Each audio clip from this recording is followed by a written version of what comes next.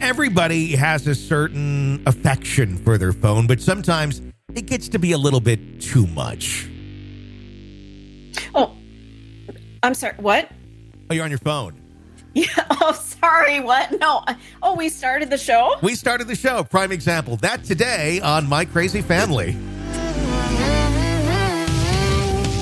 My crazy family. My crazy family. Welcome to the program. Be sure to press subscribe wherever you download podcasts. On Apple Podcasts, you can subscribe and get everything commercial free. Get the archive, get the advanced episodes. Try it for 3 days free as well when you become a My Crazy Family Plus member.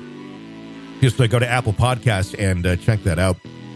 And giving you a chance at that $500 Amazon gift card just in time for the holidays. How do you get signed up for that, Stacey?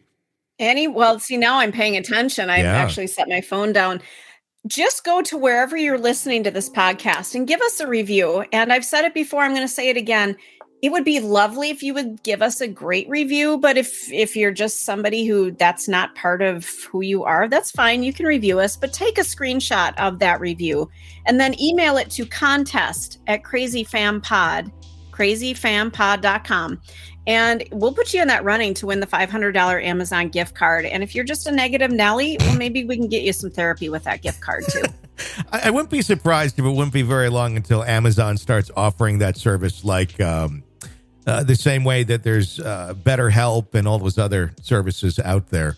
I don't know why they haven't yet. They've got a pharmacy that I just turned all of my prescriptions over to, which I was so against doing it. I'm like, I don't want Amazon having all of my personal stuff like that, but it is spot on, perfect customer service. You submit your prescription, they call your doctor, get it approved, and it's in your fucking mailbox in 2 days. Wow. Well, that's not even an advertisement for them, but yes, that I didn't know that even existed. And there's a lot of those things coming around. I know Walmart's in that game too. And I don't know. I'm curious. Something like that on a mass scale, on a platform that everyone is already familiar with, I think would be a good thing. Where it's not like, go over here, I'm not really familiar with how this works, this or that. That's a good way to introduce something that society desperately needs right now. So. Oh, absolutely. And one of the things the reason I even checked it out was because I spent 28 minutes on hold with Walgreens and then got disconnected. That's lovely.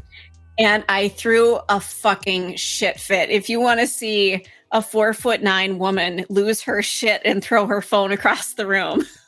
Oh my God. Well, at least it wasn't at the Walgreens and you were throwing it at someone, over doing the blood pressure check. Like also the phone hits some old, what the hell was that? No, I would never do that. But seriously, I sat on hold listening to, if you've never sat on hold with Walgreens, you need to do it because the music on hold will make you depressed. So by the time the pharmacist gets on the line, you need to ask them about, can I just get something for depression too? Because your music is awful. If you've never heard it, you need to. Is it one of those that is used in other phone systems too? Like the... No. No, really? No. They have their own orchestrated pieces there to make you depressed. It is awful. Let me see. What's the most annoying sound in the world? According to YouTube, it says the on-hold music with Walgreens. Really? Mm-hmm. Oh, let's pull it up here on YouTube. On hold. Yep. Okay. Walgreens. I'm not joking. It is the worst. I hate it. They have now made it so that I think if you press the star or the hashtag button, oh, maybe it's star, you can turn it off. That's how fucking bad it is. Oh, that's it. Sorry, our staff is answering other calls. Please hold on and we'll be with you shortly.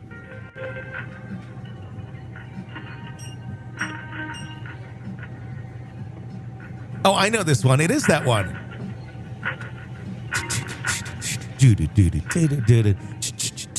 one of them, but then they have that other one. It's like in a sharp key. Oh, really?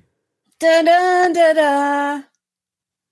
Wow. It's a horrible piano medley that's haunting. CVS. Today's big debate, CVS hold music, annoying or soothing? We have to talk about the background music heard. And now... CVS has some issues Pharmacy, too. press 3. Dr. Steve Schlossman estimates he's heard this song over 20,000 times. It's the CV. Oh, so they do like a piano.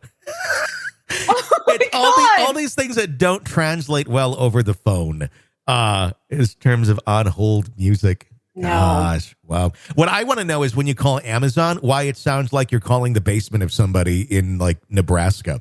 Because you are. Because it's literally, it's like the cheapest sounding doctored voice or computer voice you could get. It's circa like 2005. It sounds very robotic. And then you can get transferred to somebody, but it's for being like one of the biggest companies in the world. It sounds like you're being put on hold or being answered at like Frank's, taco shop or something. It's truly bizarre because it does not present any level of professionalism. Right. But I think it plays into the world of, I guess, like where there isn't so much anymore. We used to watch all of our media and such on television, and it was well produced. Now people just get, there's some good shit on YouTube. There's a lot of good shit on YouTube that's well produced now, but a lot of it's just so raw and shitty that people, I think that they feel more comfortable with that because it's more real, I guess, or I don't know. I guess I'm all about real, but I also want it to be well produced. Yeah, I want it to be professional if I'm calling a professional company. I don't want it to sound like you got like the voice activated character out of Windows 95 to do your open on your phone. That just seems like being someone who produces audio, that's something I would always say to people when they're like, do you do voicemails and stuff? Yeah, that's a good idea. Like you want to present yourself as being, legit and not, your kid reading the message or you reading the message. It's just, it's how you present yourself. But I guess I got nothing to say. It's worked out pretty well for Amazon. You think? Despite the really shitty on hold announcer. So anyway, what do we got for stories today? All right. So our first story, I am 16 and female, and I think my mom has a cell phone addiction. She is 50 and female. She spends hours every day on her phone, mostly on TikTok and Instagram, posting and looking at content. It has come to the point where it gets in the way of our family time. For example, she'll tell me, this Saturday, do you want to go to the mall? Or something like that. And I'll say yes. But then Saturday will roll around and she'll be on the phone so much that she'll forget she even wanted to do something with me. There will be times when I'll ask her a question and she'll just be looking down at her phone, scrolling through posts and won't even realize that I've asked her a question or that I'm even there. Sometimes I've had to cook and clean for us because my mom is too busy making TikToks and Instagram posts. It's getting to the point where I genuinely believe my mom is prioritizing her phone over our relationship. It's been like this for the past year and a half or so, but I feel like it's getting worse. Not even sure what to do here. Well, she has to realize she has a problem first because this is an addiction. That's exactly what it is. Yeah. She is getting those receptors in her brain all tingly because she's getting that feedback through the phone, through TikTok or Instagram, whatever it is that makes her feel happy and fulfilled, albeit very temporarily on Instagram or TikTok. It's a constant cycle of that stimulating that over and over and over. And you just being the normal human being who happens to be half of her and you're related, you're not quite as exciting as the TikTok, even though she literally has a person that's half her standing in front of her that wants to spend time and love her and have a good relationship. TikTok will win. That seems to be and what's it does happening. every time. I mean, I've gone down the rabbit hole where, my niece will send me something that she's done. And then the next video pops up and I'm like, oh, cool. And then I'm in 20 videos and 10 minutes later going, oh shit, how'd I get here? Yeah. I hear you. I don't look at it that much. My girlfriend sends me a lot of Instagram reels, but it's usually like at night we're going to bed It's kind of like unwind. I used to watch TV. Sometimes you watch that and then kind of zonk out.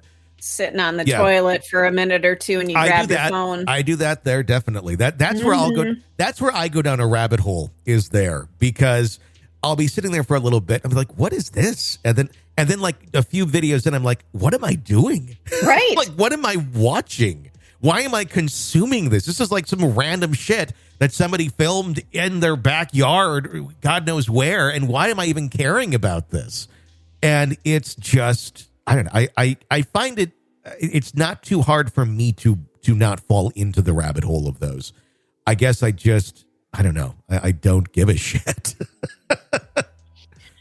Well, it's easy to fall down the rabbit hole, and I'm sure everybody listening has done it themselves. Yeah. But the fact that you can kind of step back and go, ugh, okay, I got shit I have to do today, and you're able to step away from it, or you look at the clock and go, shit, I need to get to work, or I need to do whatever. We all have our own little addictions. I mean, you send me a cat video, I'm gone, because another one pops up after that and I'm just gone. But I realize that I've got things that I have to do and I need to be responsible. Yes. So I'm not going to sit there all day, and I'm not going to ignore family members, and I'm not going to have somebody else doing the housework because I'm so busy watching this cat knock a glass of water off the table, Yeah. And I think that's where it comes in, is those with personal responsibility and realizing I have more to do than just this. It's not as difficult to get away from it when there's real things going on in your life that need to be taken care of. But, I think it's difficult, though, if you go from a world of not having that and then suddenly you do have a lot more responsibilities, but you got the phone addiction, to get off of it, to do those responsibilities and kind of come around to new norms of living, because it is addictive and it's something that needs to be broken. If it's that's something that someone is dealing with, and that may require professional help sometimes. Well, and that's what it sounds like here, because if mom is spending that much time where she is ignoring her kid, and the kid actually has to do stuff around the house, like the cooking and whatever, and it's fine for a kid to, do all those things. But if the reason you're doing it is because mom is fucking around on TikTok, that's a problem. It's a huge problem. Yeah, it goes too far. When the 16-year-old female is calling you out for being on your phone too much, there's a problem. You think? Oh my God. It should very likely be the other way around, like statistically. So well, and I'll tell you too. Somebody that I know and care for very much is a bit too active sometimes on TikTok. And now this person is being stalked by some, like an older human being. I'm not going to say genders here, because I think this person gave away a little too much information in one of the TikToks and became searchable. So there's a huge risk that you take when you are online so much and you're doing all this stuff online. You're going to get unwanted attention. Yeah, you do anything in any way, shape, or form that is going to be out there to any degree of popularity, there will be unwanted attention. That's why you have to be smart about it. And a lot of people are not whatsoever. I think a lot of the younger people are just, they don't know.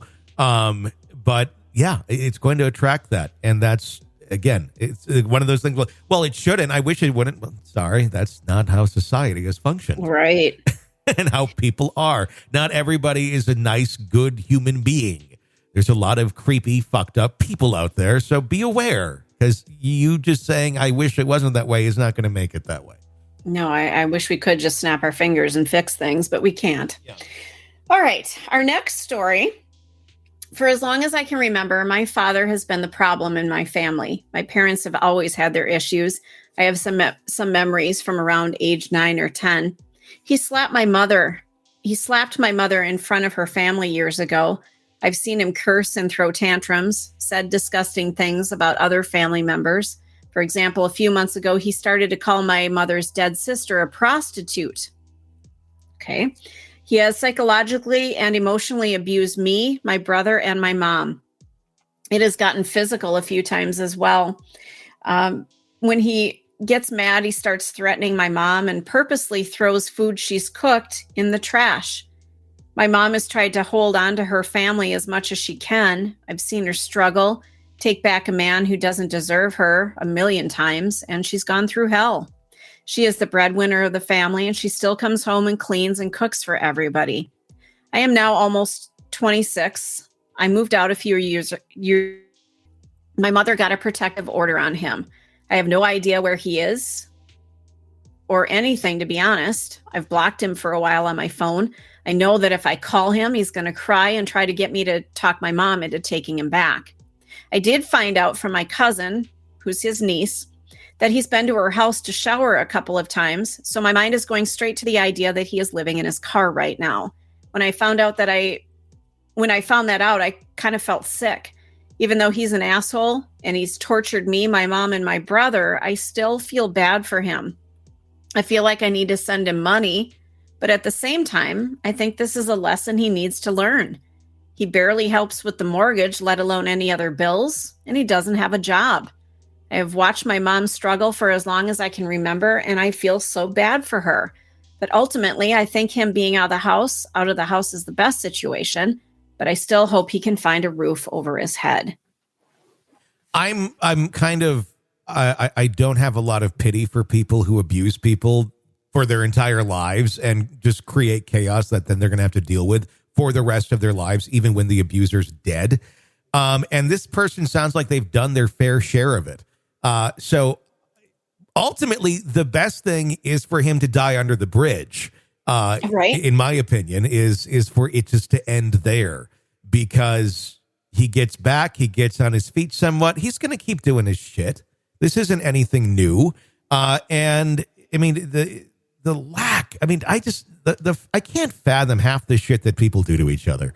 Especially people who are married or they're your kids or anything where you have a close relationship or are acting like you do. Because clearly some of these are not close relationships, but other than the fact that there's a title there, they're sticking together for that title of that's your dad. That's the only one you're right. And you know what? You probably would have been better off with him not being there for most of your life. Quite honestly, you would have been in such a happier place had you just had your mom, because you didn't have that chaos constantly there, and it's still there, and you're an adult, and now you're feeling like this. So not everyone is like, oh, they're just let them be because that's who they are. That's their that they're related. This fuck that.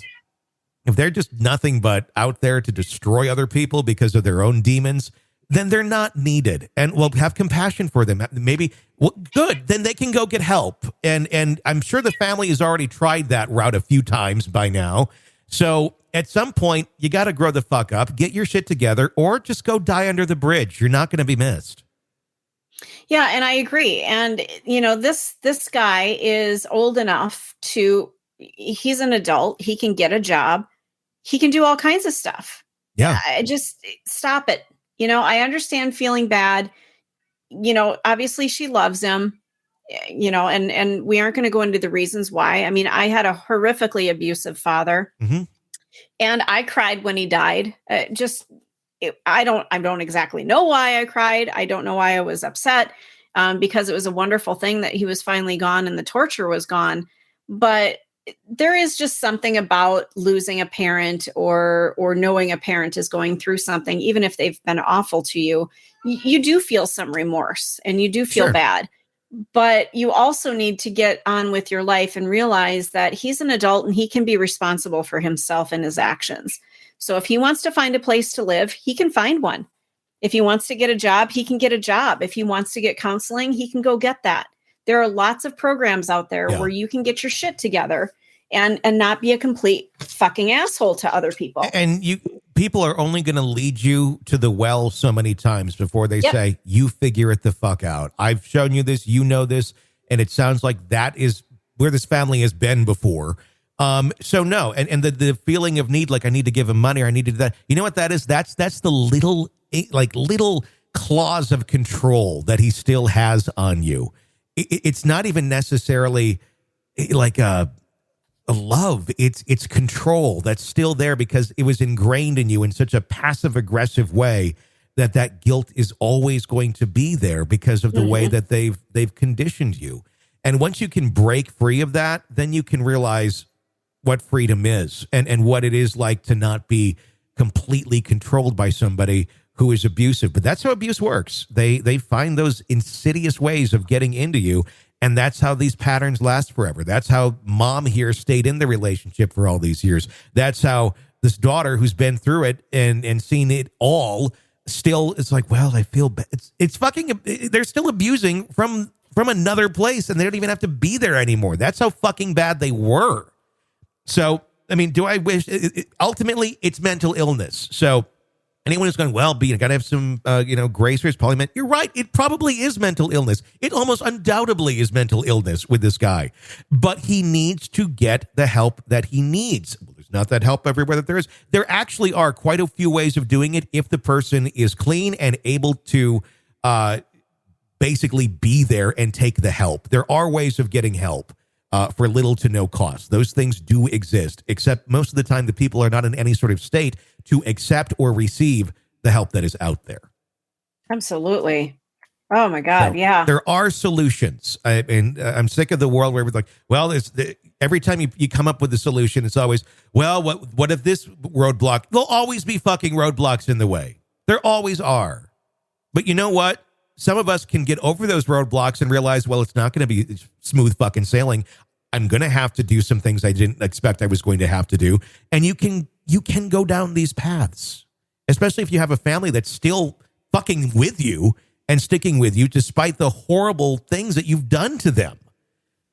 So ultimately, it is his responsibility now. And unfortunately, if it goes downhill, it goes downhill even more than it has. But it's no longer mom's responsibility or her responsibility. And I would imagine the longer that this man is gone, the more they will realize that. Oh, absolutely. Just the absence of a horrifically abusive person, you can start to heal. And it's the most wonderful experience that you'll ever have in your life when you wake up in the morning and go, I don't have to deal with that asshole anymore. I'm not going to be tormented by this person's mental illness. Yep. Because there's not a lot of, we always keep going back sometimes to the, like, well, that person is mentally ill. Yeah. Well, what about the torment that person is inflicting on those around them? What about that? What about those mental illnesses that are now created by that person's insidious mental illness? Like, it's not just let's deal with it. Let's help them through. Fuck that to a certain extent. I mean, there's times you run out as much as you can possibly do before you have to say, this is going to kill me if I keep doing this. But you come to a point where you got to say, I'm fucking out. You're mentally ill, and I don't want to be any more than I already am because of what I've dealt with you. Oh, yeah. And mentally ill people, they suck other people in that are trying to help and take care of them. And not that we have a problem with mentally ill people. That's not at all what we're saying. But if you've got somebody like that in your family, you're going to get sucked into it. Yeah. That's just how it's going to happen. And it's really hard. And at some point you have to push back and go, you know what? I need to take care of myself here. And for me to do that, that means I need to cut you off. If they're not actively working on their own recovery and living that life, you have to protect yourself. And it may sound or may feel cruel or sound cruel. Well, okay, but your other option is letting it overtake you. So pick a road and go down it. And either it's going to overtake you and you'll stick with this person that will continue to abuse, who has no reason to stop and probably doesn't even know a way to stop. Or you can say, hey, I have a life and it's not going to be dictated by my abuser. Well, and you landed on something too. The person who has the problem needs to be seeking help, needs to be working on the issue. Yeah. And if they're not, that's a whole other story. Exactly. But if they are working on it, and you're going to have bumps in the road, you're going to have times where you're going to backtrack and things are not going to go as planned and it's going to be hard. That's fine. If you're working on shit, I am more than willing to work with you. Yeah. I think that's absolutely wonderful. I agree. But just the percentage that actually do is very, very low compared to those who are affected. Amen. And therein lies the solution to the problem. Yep. Absolutely. What else we got? My grandma has had 4 mini strokes to date. the one that she had in March this year, has caused her to have very violent episodes, and she has been physically and mentally abusing my granddad since then. A month ago, she tried to get herself sectioned, which was rejected because during the capability interview, they both refused to mention the violent episodes and the abuse. Side note, being sectioned means that you are kept in the hospital under the Mental Health Act of 1983. I think this email is from across the pond. I think it is not in the United States. Okay. So I think that's where this is coming from. You can be sectioned if your own health or safety are at risk or to protect other people. And there are different types of sectioning, each with different rules to keep you in the hospital. Huh. Okay. I don't think we have that here, but maybe we should. I don't think so either. How do you, what do we call it here in this country? You can be like on a protective hold, like if the police brought you in there or something, but after like 24 to 48 hours, you can leave. I mean, unless it's like court ordered for you to be there, you can leave. You can walk out in most cases. Yep, that's true. You can totally sign yourself out, like you said, unless the court says you're a risk and it doesn't going to harm somebody. And it doesn't matter if your family members are sitting there screaming and saying no, no, no, no. Unless there's a court order, they can go and leave. Absolutely. So, because why not give the power to the mentally ill person, which is essentially what we've done here. Yeah, totally. The email goes on to say, I suspect my granddad didn't mention it because he was scared that she would lash out and it would make it worse for him at home. I've asked my parents and they keep saying it's not our place to say anything and that even if we did, they'd just lie about it anyway. And because we have no proof, it would backfire on us and make it worse for my granddad, as my dad is the only person that he's told about the abuse. That they're old enough to just figure this out themselves. I love my grandparents, and my granddad has previously had a suicide attempt pushed into it by my grandmother. My point is, if we call in the medical professionals and tell them the information my grandparents are leaving out, that maybe they'd actually agree to section her, get her on proper meds, and make her take them. She has been diagnosed with diabetes, but refuses to take any medication. Protecting both my grandma and my granddad, I am torn between my parents telling me it's none of my business and wanting to help my grandparents. And they're both young. They're both in their 60s. Oh, gosh. Yeah. Those are some young grandparents. Yeah, to be in this sort of a state, too. Yeah, I mean, obviously, everyone is being held hostage by grandma. And grandma is probably not really capable of realizing what she's doing. It sounds like a lot of things have been happening since the strokes. Mm-hmm. And, this doesn't sound like the person that they all knew and loved, essentially. Something has changed here mentally with that person. And it's probably the person she would never want to be. But this is how her brain is functioning now. So it's not necessarily learn a lesson. Don't be a horrible person. Don't be an abusive person. It's more so this person is not capable of controlling those sort of outbursts and such.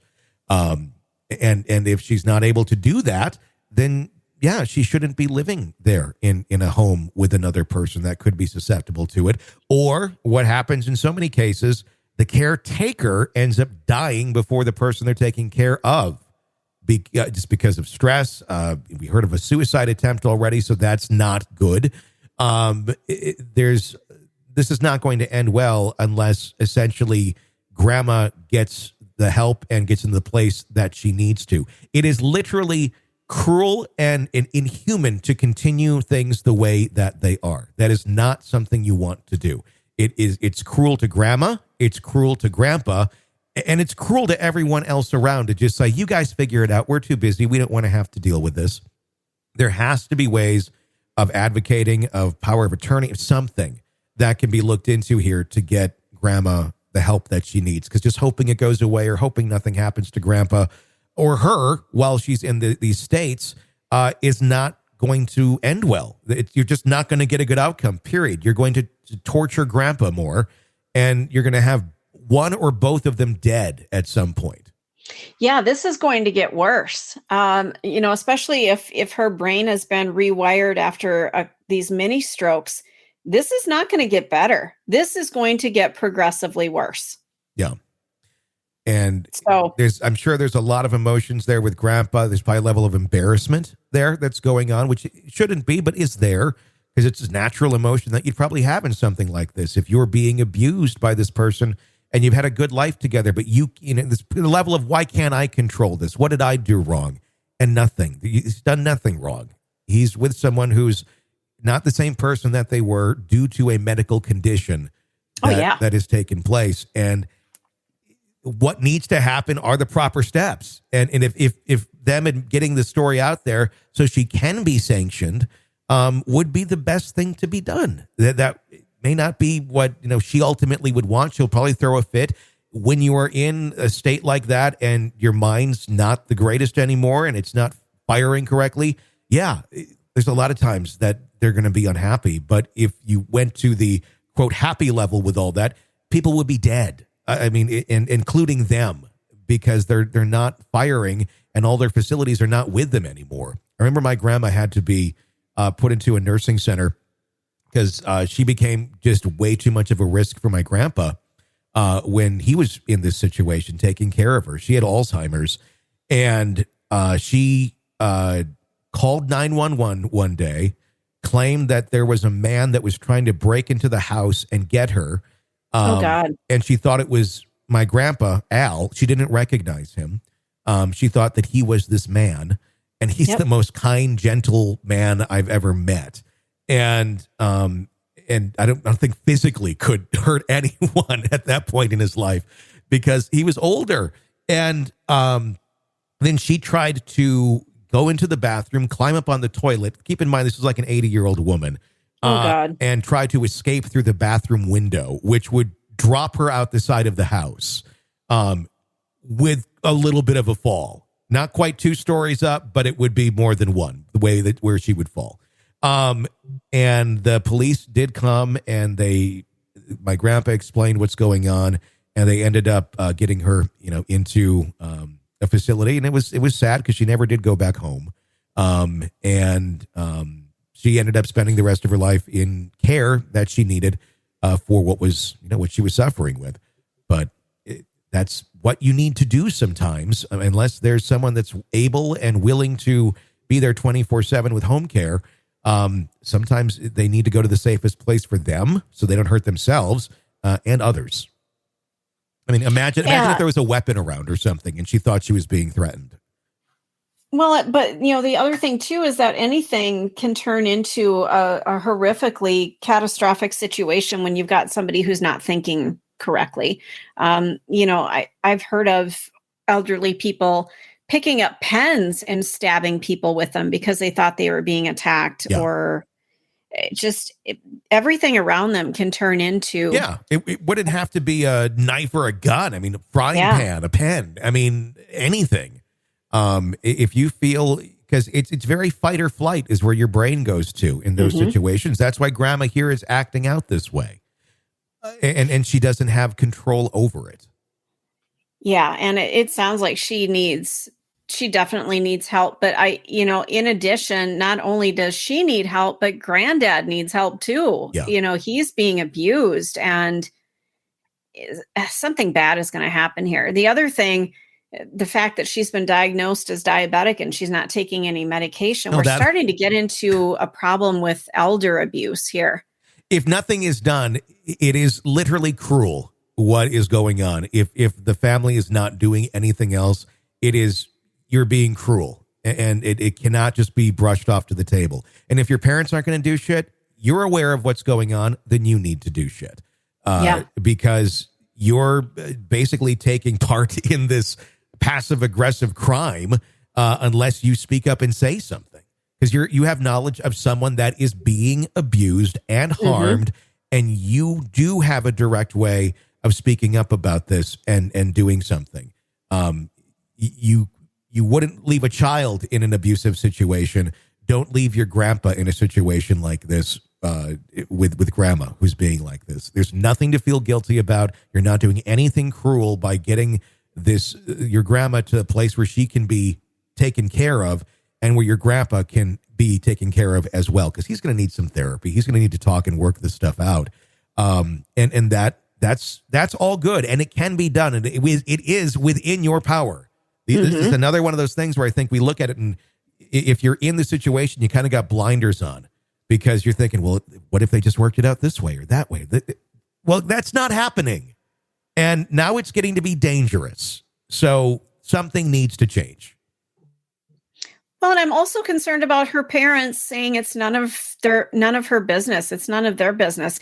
It sure as hell is your business. Yeah. I